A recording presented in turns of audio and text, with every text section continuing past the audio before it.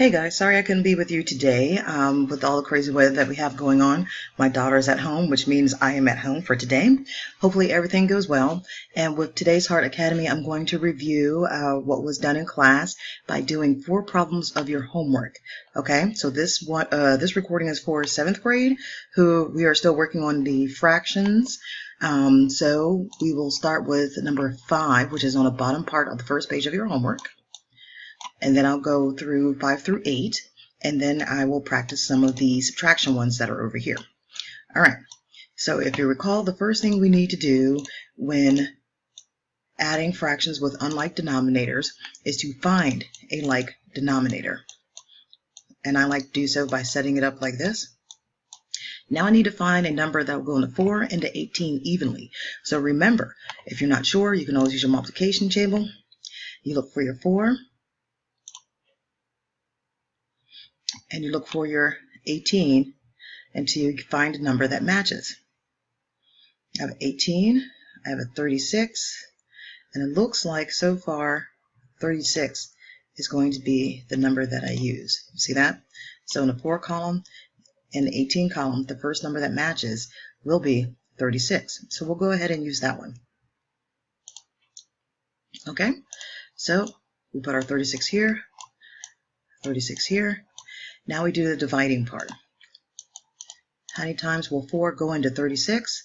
Not sure. There's a reason why I have a chart. 4 will go into 36 9 times. You take that and multiply it with your numerator. 9 times 3 is 27. Don't forget to bring your whole number over. 18 will go into 36. Not sure. 18 goes into 36 2 times. So if we divide 18 to 36 is 2. Multiply with this whole number. 5 times 2. Answer is 10. Again, you got to excuse my handwriting because it's kind of hard to write with a mouse. But I'm trying. Okay, so now that they have the same bottom number, we can add. Remember, this is an adding problem. 27 plus 10. So far, that gives me 37 over 36. Don't forget to add your whole numbers. 7, 8, 9, 10, 11. Now, if you notice this is top heavy, can't leave it like that. So with just this fraction part right here, let's change it to a mixed number. 36 will go into 37 one time. There'll be 1 left over. Keep the same bottom number. So now what we need to do is add the 2 whole numbers together. So our complete final answer should be 12 and 1 over 36. Okay, so now let's go ahead and practice number 6. Feel free to pause the video to practice on your own if you'd like and see if we come up with the same answer. Best way to find out if you know something. So again, our denominators do not match, so we had to find a common one. We need to find a number that goes into 8 and to 14 evenly. I'll go back over to the multiplication chart. And remember, we're looking for 4 and the 8, was it? 8 and 14, okay. 8 and 14. I have an 8, I have a 14. I have 16, 28, 24, 42. I did see the 28. Nope, not a 28. I was looking over here. Let me just go ahead and highlight this row so it's easier to see. Sorry about the messiness. Now that it's easier to see, I can probably find a matching bottom number quite easier. 8 into 14. 24, no 24. 56, no 56. Oh, I got a 56 and a 56. Let me go ahead and check to make sure I didn't miss anything. There's no 14 here. There's no 28 here. There's no 42 here. So I'm going to go ahead and use 56. Okay, so now we'll use the bottom number of 56. And now we go ahead to the division part. 8 will go into 56. How many times? Not sure. 8 goes into 56 7 times. And then multiply with the top number. 7 times 7. 7 times 7. 49. 7 times 7. 49. There was no whole number to bring over. Excuse me, there is a whole number to bring over, so I'm going to bring that 7 over. And now I do the division of the bottom. 14 will go into 56. How many times? 14 goes into 56 4 times. Multiply that with the top number. 4 times 3 is 12. Bring over your whole number. Now we can add. I have 49 plus 12, which will give me 61 over 56. Add my whole number, 789. And again, we have to concentrate on this improper fraction. And I'll do that over here, because 61 over 56 is improper. 56 will go into 61 one time with 5 left over. So now we take our whole numbers, add them together.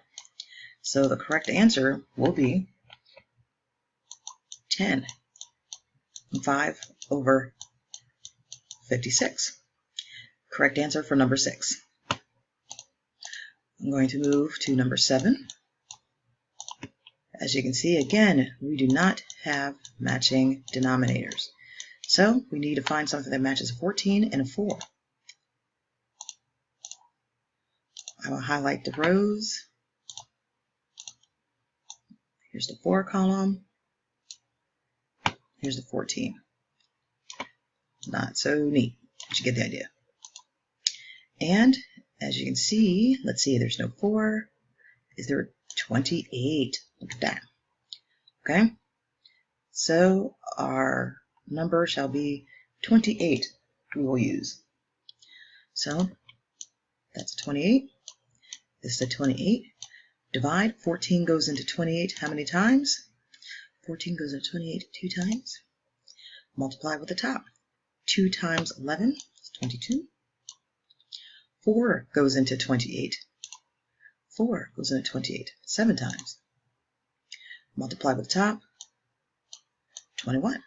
Don't forget to bring your whole numbers over. And now we can add. 22 plus 21.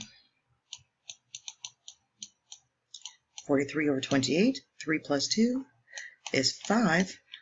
But don't forget, can't leave it as improper.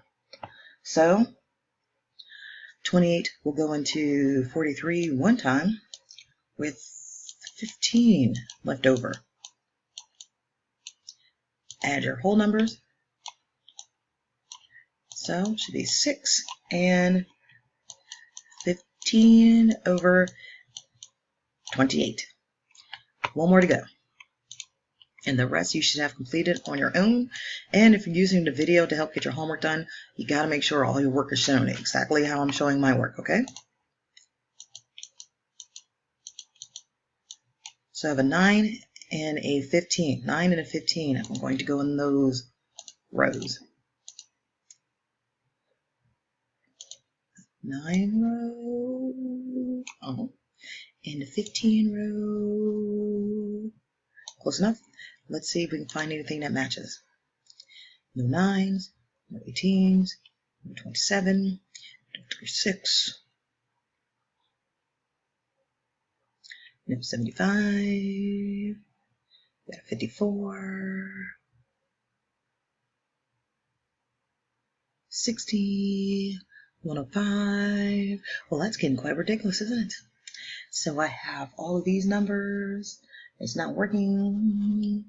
So I think what we can use is, oh wait, skipped one. There it is. 45. Ha ha ha.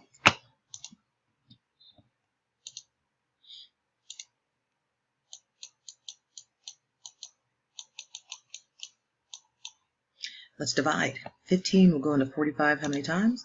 15 goes into 45 3 times. 13 times 3. So you have your 13 times 3 up here. Our 13 times 3 should be 39. Okay. And 9 goes into 45. Should be 5 times. 9, 45, 5. See? And multiply with the top. 5 times 5 is 25. Don't forget to bring your whole numbers over. Now we can add. 39 plus the 25 will give you 9, 10, 11, 12, 13, 14, 64. over 45. 6 plus 4 will give us 10. But remember, it's improper. And I'll do that over here. 45 will go into 64 one time with 65 minus 45. It's going to be 19 left over. Keep your same bottom number. Okay? But now remember, you have to add the whole numbers. So we have 11 and 19 over 45 for final answer for number 8. Okay? So now let's take a look at the subtraction side. This one requires borrowing. I have a few, let's see, I got maybe 3 minutes left of this recording, so I'll do as many as I can in 3 minutes. These recordings can only go 15 minutes at a time. First thing is first, you must find the common denominator. There we go. So what number will go into 10 and to 4 evenly? What you should have is 20. Go ahead and show you how I got that one. Remember, 4 and 10, you'll see that 20 is the first number. Okay? 20, 20. All right. 10 will go into 20 twice. 3 times 2 is 6. 4 goes to 25. 3 times 5 is 15. Bring over your whole numbers. So remember, you cannot subtract this very well. You would leave a negative number, but only if you didn't have anything to borrow here. Since you have a whole number to borrow here, we can borrow instead of having a negative answer. To borrow, this becomes a 6. The one that we borrowed has to land on the paper as a fraction. We do that by using the only denominator we see. The only denominator we see is 20. So to make that into a fraction, it's not 20 over 1. We'll use 20 over 20. We add the one that we borrowed to what we already had. This makes 26 over 20. Yes, it's top heavy, but that's what you needed in order to subtract this. I'm going to bring that 6 back over and bring the rest of my problem back over.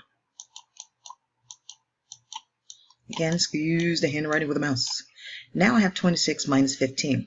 See it? Because remember, we're subtracting. So 26 minus the 15, I should have 11. Keep the same bottom number. 6 minus 3, 3. Final answer for number 5, 3 and 11 over 20.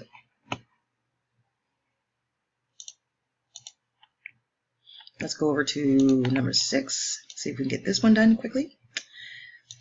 Sorry if the videos are boring. It is 8 o'clock in the morning in my house. People in my house are still asleep. I'm looking for a common denominator for 16 and 6. If I use a multiplication chart, I'm going to find out my common denominator is going to be 48.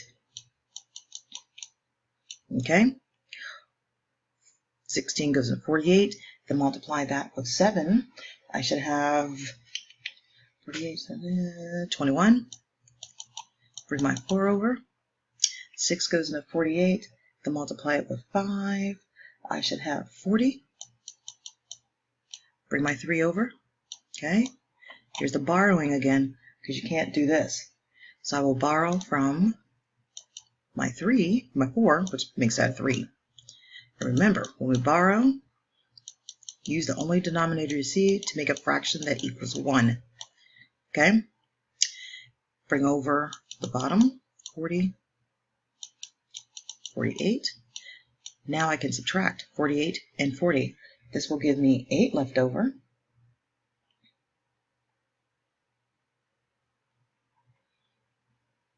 $48, 40, 69. Oh, that's it. Wait a minute. I have to add these two. If I add these two, I'm going to have 69 over 48. Okay?